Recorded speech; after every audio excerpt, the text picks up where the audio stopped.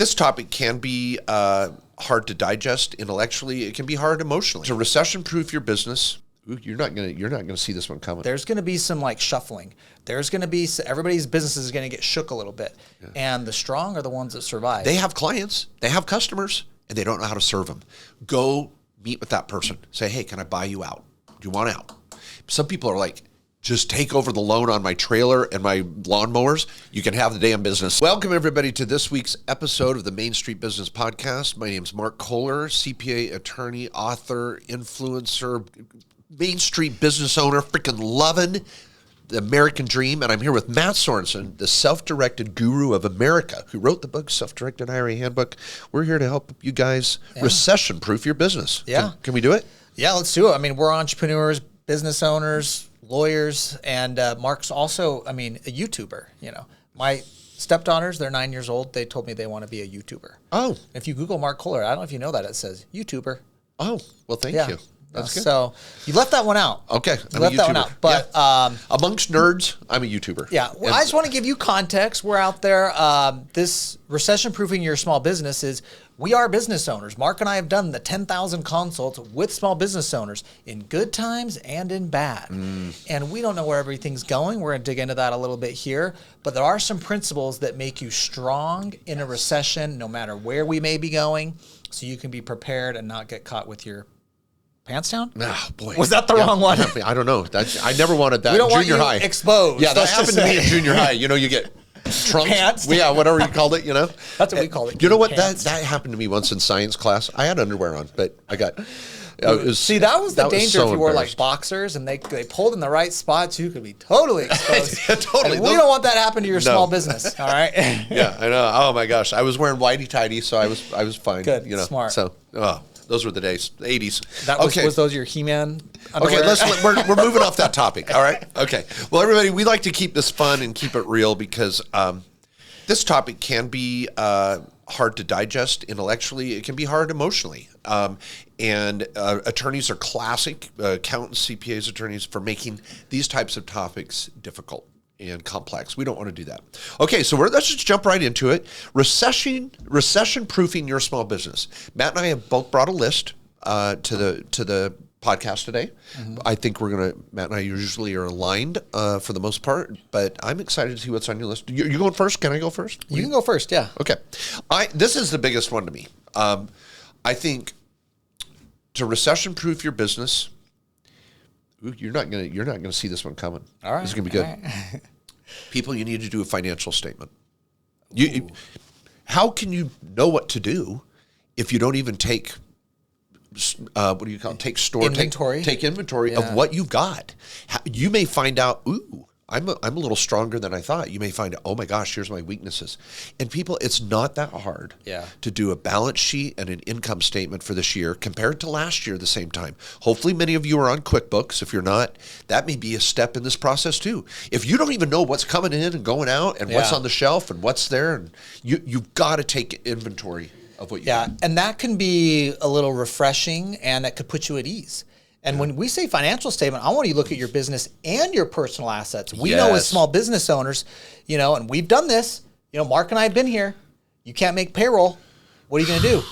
You don't, you got to pay your employees. You don't start getting money. You might have to go on to what are your other personal resources you have? And we can look at everything from your savings to you have a 3-month kind of like savings reserve. Yeah. Do you have equity in your home? Now we're going to come to some of these other things but the first step is I got to take get a look. An inventory. Yeah, take a look. But I want to say personal inventory because as business owners, that's where we can tap into, and hopefully you've been building wealth, and that makes you stronger to weather the storm. In addition to your business and what resources you have there, business and personal, I love it. I got to say number 2. Okay. At the same time you do a financial look, do a legal look. Get a consult with one of the tax lawyers. If it's not our office, find who's your business lawyer. Look at your structure. Are you jacked up? Do you have everything deeded where it's supposed to be? Let's say the storms come. Yeah. Is everything buttoned down? Yeah. Well, that too, because what is one of those biggest expenses you have in your business? Taxes. Yeah. Are you being efficient on how you're paying your taxes? Are you in the right structure that's minimizing taxes? Whether you're having an amazing year or you're having kind of an average year or maybe even a down year, you're still going to have a tax nut to cover. And that savings is like free money back in your pocket. Oh, absolutely. And you may be like, oh, that's easier said than done, Mark and Matt, because my accountant, I can barely get a phone call. He's busy right now on extensions. I don't even have my 22 tax returns done or whatever. That's fine. Get a second opinion. This is where a consult with one of our tax lawyers or another boutique firm of your choice, of course. This is not an infomercial, but we're doing consults around the country in all 50 states with clients that say, look at my last year's tax return. Here's my structure. It can be very, very affordable. We don't have some $5,000 BS, premium plan thing that you've got to pay to come on board. Call our office, make an appointment, and say, I just need a review. And then you can go back to your regular accountant or regular attorney and go, hey, I got an outside look at this. I think I'm a little jacked up. Yeah. And so take a look. Yeah, and I think that's like the trifecta. Many of you know the trifecta we talk about. We have your operational business, you have your assets, and we're growing our assets from our operations in many ways. I mean, a lot of times assets can create income and create more assets. You're gaining equity. Those assets can go up over time, but we're peeling stuff off from our operations to go invest and build assets. And if you've been doing that right, you are sitting in a strong position because you have assets you can rely on. That if you have business problems or you start taking losses in your operational side of your business. So having the trifecta and doing that earning income, building assets is what makes you stronger too. So I just want to it's not just about growing wealth, it's also about helping you in times if we do hit a recession. Yeah, and on this note, when you're doing your legal review, so I'm saying do a financial review, P&L, balance sheet, personal and business, do the legal review. How do things look? Look at your lease agreements. Do you have rental property? When did the leases come up with your tenants? If you're trying to recession-proof, you need to be looking at all those relationships. Are your relationships with your partners strong? Vendors, suppliers, affiliates, tenants? What do those agreements look like? Because if the storm comes again, what's on paper? And so that legal review, I think, is very important. Yeah. Okay, what do you got? What's all after right. that? We got to talk about the big D. Oof. Debt. Oh, I thought you meant Dallas. Divorce. No. Okay, debt. Yes, Debt. I'm with Could you. have been death too. Yeah, but debt. And this is, again, in your business and personal. This should come up in the first step there in taking inventory and looking at doing a personal financial statement. Debt weighs you down, and it hurts you the most when we're in a difficult economy and in a recession, because that is money you are throwing away, especially that high interest debt and the credit card debt. I don't want to get all Dave Ramsey on everybody right now, but we need to get out of debt. It creates that freedom, but also it's what can cause problems in business, and what you could have a bank or a lender come in and start chasing you down. You get lawsuits. It could be crippling. Yeah. No. By the way, let's make sure we're clear here. There's good debt and bad debt. And so when you're doing your financial statement, you're going to look at all the debts you have. Now, anything that's part of a business debt or a property debt that's creating rental income or value or growth in your business, a credit line in your business, equipment loans that might be necessary for production, we're not talking about that type of debt. We're talking about consumer debt, the credit card debt, and doing a debt snowball if necessary immediately so that you're lean and mean. But debt is actually a hedge against inflation. Yeah. So if you've got a rental property with debt on a fixed interest rate, that can be a good thing. Oh, yeah. So it's not all debt's bad. So, but get rid of that consumer debt. Yeah, love it.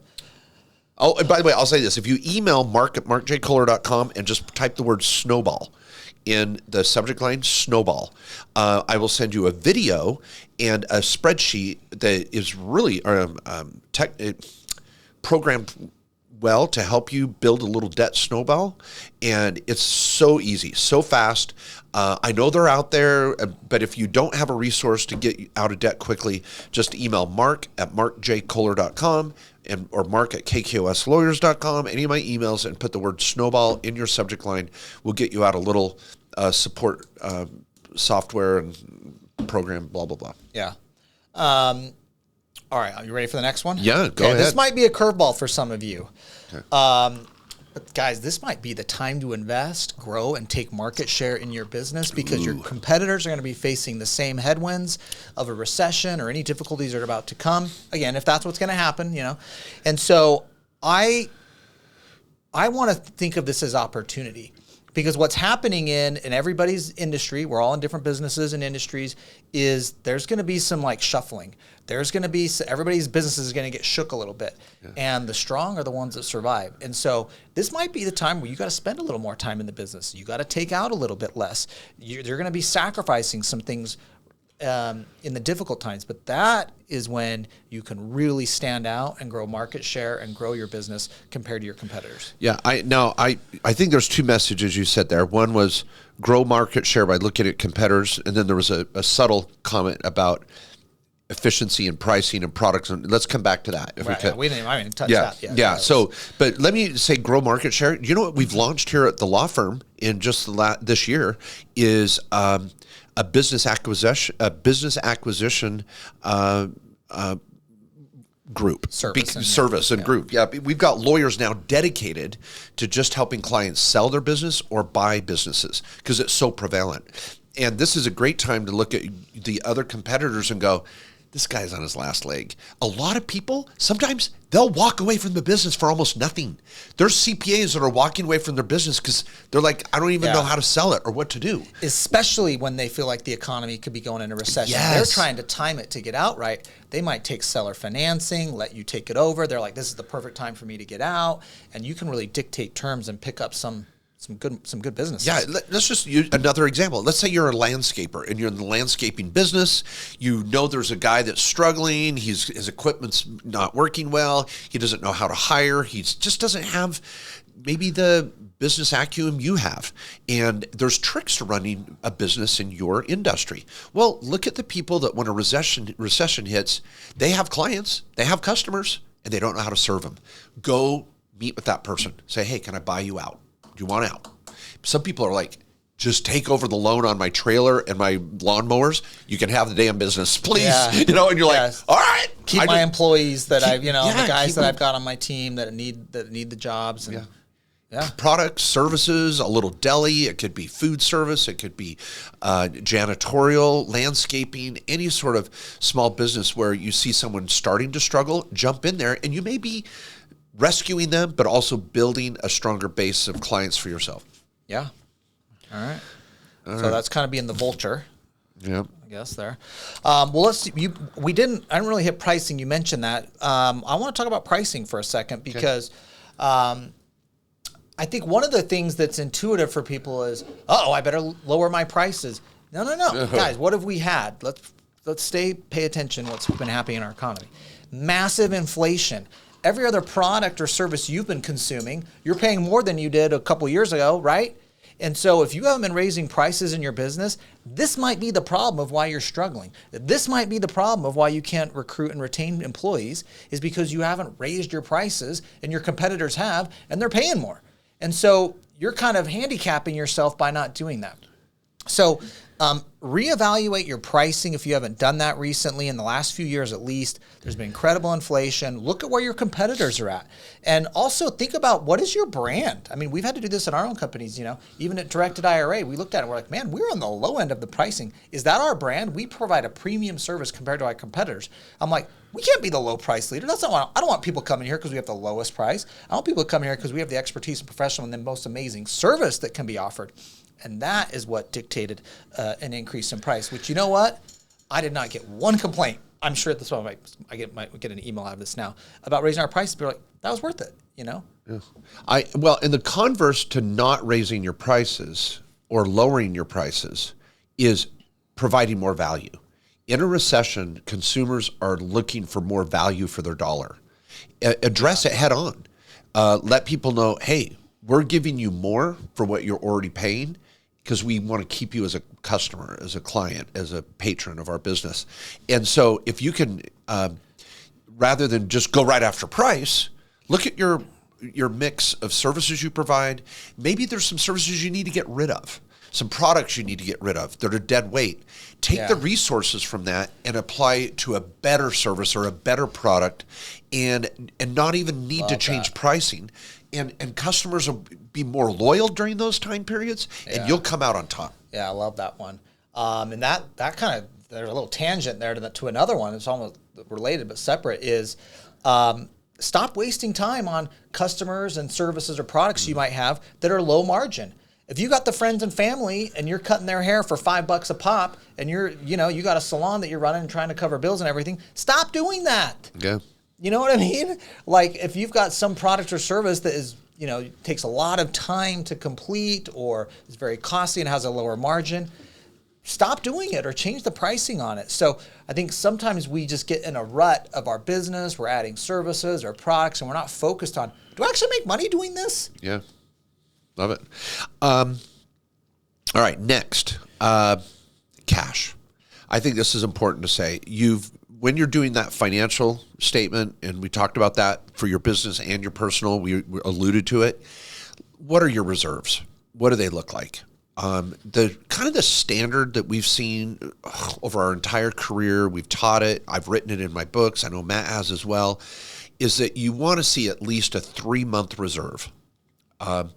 That's typical in your business operation as well as your personal life. Now, in your business, if you've got a track record of a certain stable amount of revenue every month, your costs are pretty measurable and predictable, you may have just a 1 or 2 month cushion. Excuse me. But if you're in your personal life, that's where things are really going to hit the fan in a recession. Have at least 3 months of cash, and it doesn't have to be making a lot of interest. Although in the market right now, you can get a freaking 3 to 4.5% money market account at TD Ameritrade. So putting away $5,000, $10,000, or $15,000 or 30, whatever that number is, that if you say, hey, if it all shiz hits the fan, I've got 3 months of reserves, cash, and getting out of debt, selling crap you don't need. You didn't even, people, did you even use that RV this year? Did you even use the boat on the side of your house? Do you still have that piece of crap fishing boat in the backyard on blocks? Sell it. Get rid of it. Get lean. Get mean. Get conservative. Yeah. They call this austerity. Implement a level of austerity in your life and get rid of the crap you don't need. Love it. And I think you should be doing this in your business. How many of us aren't focused on the expenses coming in our business? I mean, we've had to do this every once in a while. I'm like, what is this king that hits our card every month in the business? It's $250. No one knows what the hell it is. It's some service or subscription we signed up for that we used 4 years ago, and no one's been using it since. Yeah. And I know a lot of you business owners have some of that stuff that's like, it just keeps hitting and you're not focused on it. You're running your business, And so report your card stolen. Yeah. It's always interesting to report your card stolen, and then like all of a sudden you're getting all these calls. I didn't know I was paying you anyway. Yeah. You loser. That is the great strategy. Yeah. And then, because then you're going to remember the things you do need, and you're going to go update it for those, and then cut off all the ones that are BS. But that's just look at your expenses. What do I really need? And sometimes there's stuff you're not even using. You've just kind of been putting it off because you're busy in your business, and there could be a lot of layup opportunities there to save some money. Yeah.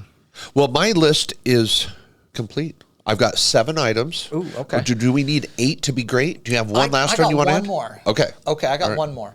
And I think you can look at what do my customers need right now? I mean, our world moves fast, and I don't care what business you're in, but what other opportunities do I have to sell my clients other services and products? I just haven't been putting in front of them. Rather than going out and trying to find new customers or more customers, what do my customers I've been doing in my business for years need that I haven't been providing them?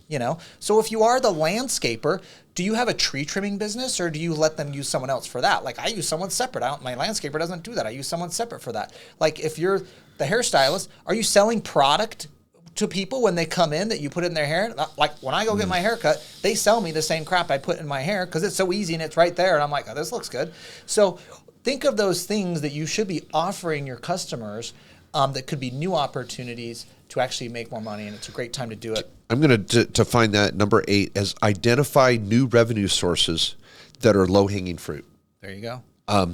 And I'll give a couple of examples too. I love the landscaping industry. I speak at a landscaping conference every year. I speak at the RV conferences. I just love the Main Street bread and butter, blue collar, small business. It's just out there on the streets every day.